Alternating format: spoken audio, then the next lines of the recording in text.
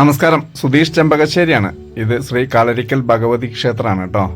ഇത് പാലക്കാട് ജില്ലയിൽ ഒറ്റപ്പാലത്ത് തോട്ടക്കരയിലാണ് ഈ ക്ഷേത്രം സ്ഥിതി ചെയ്യുന്നത്.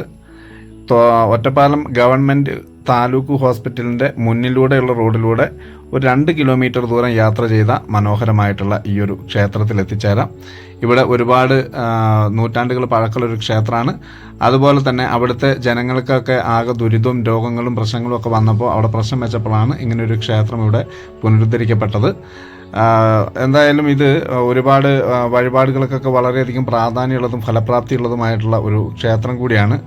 ഇവിടെ കളരി ഗുരുവിന് പത്മമിട്ട് പൂജ ചെയ്ത സന്താനലബ്ധി ഉണ്ടാവും എന്നാണ് പറയുന്നത്. അതിനു വേണ്ടിയിട്ട് നിരവധി ആളുകൾ പുറം ദേശങ്ങളിൽ നിന്നൊക്കെ ഇവിടെ എത്തിച്ചേരുന്നുണ്ട്.